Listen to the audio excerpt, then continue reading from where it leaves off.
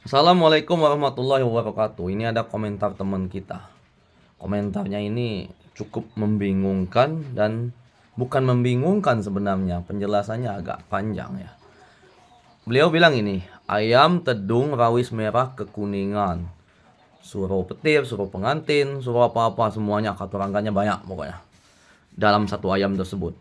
Gini ya, Mas, teman-teman kita untuk yang lainnya juga. Gampang kok main katuranggan dan ules. Ules punya tujuan, katuranggan pun punya tujuan. Tinggal kita tambahkan. Gitu. Ulesnya tedung rawis merah, kekuningan, mungkin masuk tedung rawis kuning.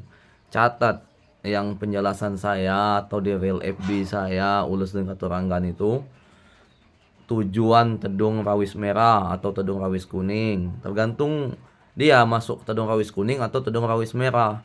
Kalau tulang bulu punggungnya, jangan lehernya. Kalau lehernya, tulang bulu leher itu hampir merah semua. Tulang bulu punggungnya ikut merah. Terus di bawah sini, di bawah dagunya sampai pangkal tembolok, totol-totol coklat, itu masuk tedung rawis kuning. Saya pastikan masuk tedung rawis kuning. Jadi, catat tujuan tedung rawis kuning apa? Ini, itu. Catat. Kemudian dia punya katuranggan. Katuranggannya apa? Kita sebut aja katuranggan yang punya tujuan. Yang sering saya bagi di Real FB Ules dan Katuranggan dan juga di YouTube ini. Yang punya tujuan, misalkan apa? Misalkan batu rantai. Batu rantai tujuannya apa? Kelabu, beninting. Catat itu. Tambahin sama tujuan ules. Tujuan ules tadi ditambah, dicatat. Tujuan katuranggan juga dicatat. Terus di Mas baca. Ini tujuan ulesnya segini. Karena dia ulesnya tedung rawis kuning, jadi tujuannya banyak. Kemudian di ini, yang katuranggannya ada dua, beninting dan kelabu. Sedangkan beninting dan kelabu sudah ada di daftar ules.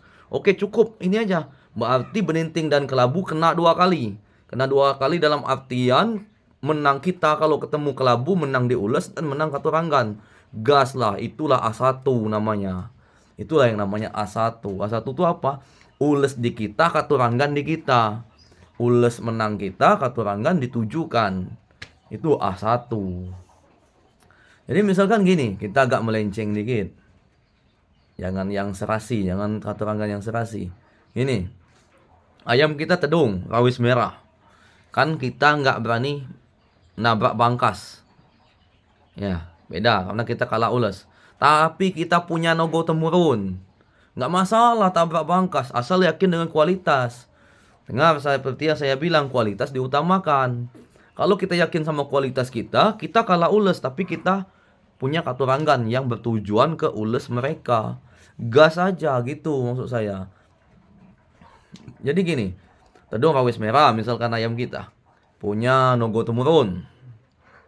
Tedung rawis merah tujuannya apa? Nogo temurun tujuannya apa? Tinggal disatukan, jadi dia bertambah. Tedung rawis merah mungkin dua ules dia punya tujuan, sedangkan nogo temurun dia punya tiga ules tujuannya. Jadi ditambahin. Jadi ayam ini punya 5 tujuan ules gitu mas. Gampang kok. Tapi untuk begini ya teman-teman, untuk seluruh ini apa itu, untuk katuranggan ini nggak semuanya saya pakai di BK.